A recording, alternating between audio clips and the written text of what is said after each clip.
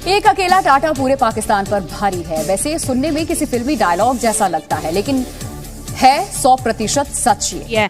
एक तरफ एक कंपनी और दूसरी जाने पूरा पाकिस्तान, लेकिन हम उन्हें बीट नहीं कर पा रहे। क्या कि टाटा ग्रुप जो है वो पाकिस्तान की सारी इकोनॉमी से बड़ा है। इसका मतलब है वो ये कहना चाहते हैं कि ये जो आइडिया ऑफ इंडिया है, it is successful then the idea of Pakistan. जी टाटा कंपनी जो भारत की है, जी हाँ, उनके उनके पास आप कह लीजिए कि जो उनकी अचीवमेंट है या जो उनकी जो वैल्यू है वो पाकिस्तान की जीडीपी से भी कहीं ज्यादा है। यानी कि कमाल हो गया, यानी कि हद ही हो गई। यानी कि ये क्या बात हुई भाई? जा रहा ये तो एक ऑनर जो है, एक बंदा पूरे मुल्क का मालिक बन सकता है। सही बात। क्या कहोगे फिर? नहीं हो सकता, हो सकता है, ऐसा है, हो ही नहीं सकता यार। वो एक कंपनी है और ये पूरा पाकिस्तान है। यकीनन पाकिस्तान में जो लोग इकोनॉमी पे काम करते हैं, वैसे तो कोई नहीं करता, लेकिन फिर भी सुना है कि कुछ लोग करते हैं, वो यकीनन इस बात की खोज में लगे होंगे कि आखिर टाटा कंपनी के पास वो कौन सा जादू का चिराग या जादू की छड़ी आ गई जिससे उन्होंने इतना कुछ किया।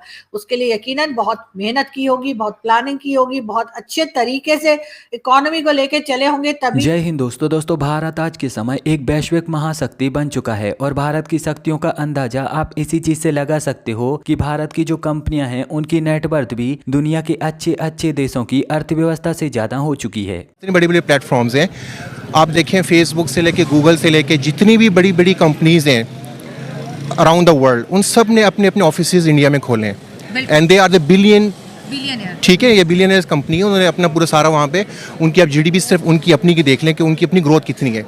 हमारे पास क्या है? वी डोंट इवन हैव कि हम पेपल के ऊपर अभी तक हमारे जो आईटी मिनिस्टर साहब हैं उमर सैफ आई थिंक, तो वो अभी तक पेपल के मामले पे जो है वो बड़े कन्फ्यूजन के शिकार हैं। उन्होंने अभी तक उस पर कोई क्लियरिटी नहीं दी कि अब क्या होने वाला है, कब उस पर हम पेपल को कब तक यहाँ पे ला रहे हैं। सर अमेज़न बैन हो गया, अच्छा भलाया हुआ। जी बिल्कुल, देखिए अमेज़ोन तो it's so far, it's a far related thing है कि अमेज़ोन से पहले हमारे पास हम अपनी जो आप ट्विटर को देख लें, आज हमारा पॉलिटिकल इतना क्राइसिस है कि ट्विटर भी ब्लॉक है इस टाइम तक। ठीक है, सो जब तक हम अपने पॉलिटिकल क्राइसिस से ओवरकम नहीं करेंगे, हम अपनी देखें हम कंज्यूमर, आपका कंज्यूमर इंडेक्स है, आपकी बहुत फैक्टर्स इन्वॉल्व होते हैं इसके अंदर। So you have to cover the basics, उस पर आपको ओवरकम करना पड़ेगा। अपनी जो आपकी देखें एक परसेप्शन होती है ओवरऑल, हमारी परसेप्शन ओवरऑल बहुत डाउन है थ्रू आउट द वर्ल्ड। कोई कंट्री हम पे जो है वो दरअसल हाल ही में ये न्यूज निकल कर आई है कि भारत की दिग्गज कंपनी टाटा ग्रुप, जो कि भारत के ज्यादातर क्षेत्रों में कार्य करती है, तो उसकी नेटवर्थ अब बढ़कर 365 बिलियन US$ हो चुकी है, जो कि हमारे पड़ोसी देश पाकिस्तान की अर्थव्यवस्था से भी ज्यादा है। अगर हम पाकिस्तान की अर्थव्यवस्था की बात करें तो IMF के अनुसार फिलहाल पाकिस्तान की अर्थव्यवस्था 341 बिलियन US$ है, जबकि जो टाटा ग्रुप है उसकी नेटवर्थ फिलहाल 365 बिलियन US$ है। तो अब यहाँ पर आप ये अंदाजा लगा सकते हो कि जो पाकिस्तान भारत से मुकाबला करने की बात करता है, वो अब भारत की एक कंपनी से मुकाबला नहीं कर पा रहा, तो पूरे भारत से कैसे मुकाबला कर पाएगा? हिंदुस्तान की एक कंपनी टाटा, जी हाँ, सभी जानते हैं टाटा कंपनी को, और सबका ये भी कहना है, हमारे यहाँ कोई थोड़ा सा भी नवाबी दिखाने लगता है ना, जब थोड़े ज्यादा कुछ शॉपिंग कर ली या कुछ ज्यादा कोई बड़ी चीज लेने को कह दिया, तो लोग कहते हैं कि भाई तुम टाटा या बाटा की औलाद नहीं हो। जी हाँ, ये पाकिस्तान में बहुत आम कहा जाता है। तो बिल्कुल मैं आपको ये बता दूं कि जी टाटा कंपनी जो भारत की है, जी हाँ, उनके उनके पास आप कह लीजिए कि जो उनकी अचीवमेंट है या जो उनकी जो वैल्यू है वो पाकिस्तान की जीडीपी से भी कहीं ज्यादा है। यानी कि कमाल हो गया, यानी कि हद ही हो गई। यानी कि ये क्या बात हुई भाई? लेकिन बहरहाल ऐसा हुआ है, और यकीनन पाकिस्तान में जो लोग इकोनॉमी पे काम करते हैं, वैसे तो कोई नहीं करता, लेकिन फिर भी सुना है कि कुछ लोग करते हैं, वो यकीनन इस बात की खोज में लगे होंगे कि आखिर टाटा कंपनी के पास वो कौन सा जादू का चिराग या जादू की छड़ी आ गई जिससे उन्होंने इतना कुछ किया।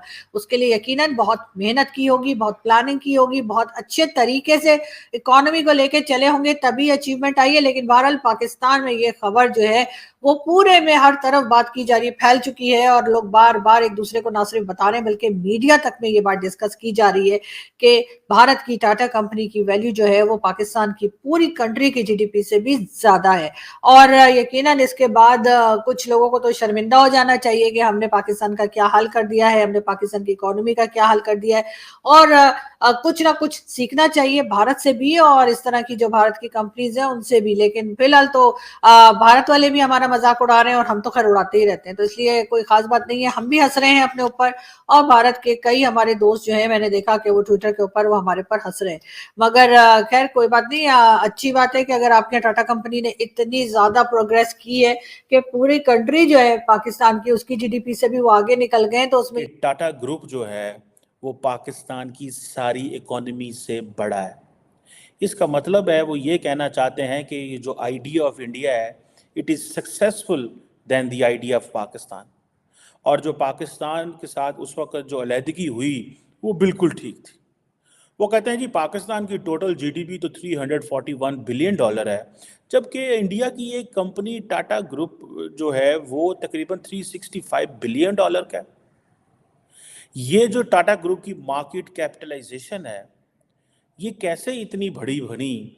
क्यों पाकिस्तान की कंपनियां इतनी बड़ी नहीं हैं? क्यों पाकिस्तान की मार्केट जो है वो इतनी छोटी है कि आज इंडिया को ये कहना पड़ रहा है? ये तो एक है ना, ये तो एक है, ठीक है। अगर आप इंडिया की 10 बड़ी इकोनॉमी को अंडरस्टैंड करने, 10 बड़ी कंपनीज को अंडरस्टैंड करने की कोशिश करें कि इंडिया इतनी तेज़ी से डेवलपिंग इकोनॉमी कैसे बना और दुनिया की जो मोस्ट वैल्यूएबल कंपनीज हैं वो इंडिया के अंदर कैसे हैं, जो कि टेक्नोलॉजी सेक्टर में है, फाइनेंस में है, कंज्यूमर गुड में है, और इंडिया की इकोनॉमी को उन्होंने कैसे बूम दिया, ये क्वेश्चन बड़े इंपॉर्टेंट है।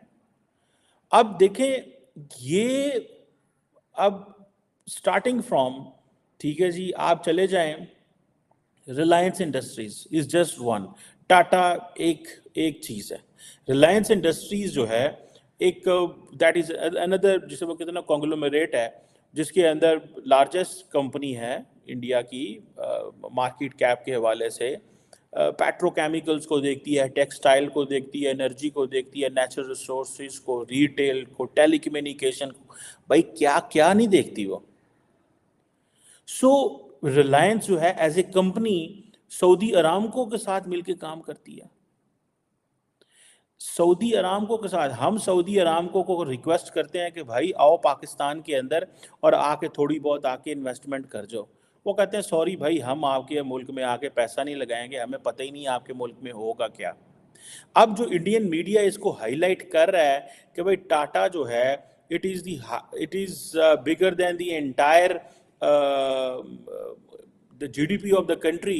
इन रियलिटी क्या कह रहे हैं वो? अगर इसको आप समझने की कोशिश करें तो आपको वो सीधा सीधा कह रहे हैं that the idea of Pakistan has failed although it has not failed, ठीक है, लेकिन उनका पैगाम तो यही आपको सीधा वही पैगाम दे रहे हैं कि भाई देखो हमने अपने मुल्क को कामयाब करा लिया है, अब आपका और हमारा कंपटीशन कोई नहीं है। This is what they are saying, ठीक है जी, ठीक है। वो कह रहे हैं कि भाई हमारा वो कोई कंपटीशन नहीं है। और जो टाटा ग्रुप है, ठीक है जी, अगर इसी को सिर्फ देख लिया जाए, टाटा मोटर्स है रेंट है, टाटा मोटर्स एंड रेंट है, उसके बाद टाटा पावर है, फिर उसके बाद टीसीएस है, जिसे कहेंगे ना ये टाटा टेक्नोलॉजीज़ है, और ये इनकी वेल्थ कैसे जनरेट हुई है। फिर इनकी होटल चेन्स हैं, Tata investment corporation, automobile corporation of Goa, पता नहीं, मैं देख रहा था इनकी लिस्ट है पूरी, जिससे ये पता चलता है कि ये तो भाई क्या है और क्या नहीं है। उधर वो कहते हैं जी हमारा इकोनॉमी साइज तो $3.7 ट्रिलियन है, आपके पास क्या है, आप तो अभी नई हुकूमत आने वाली है, आप तो आइए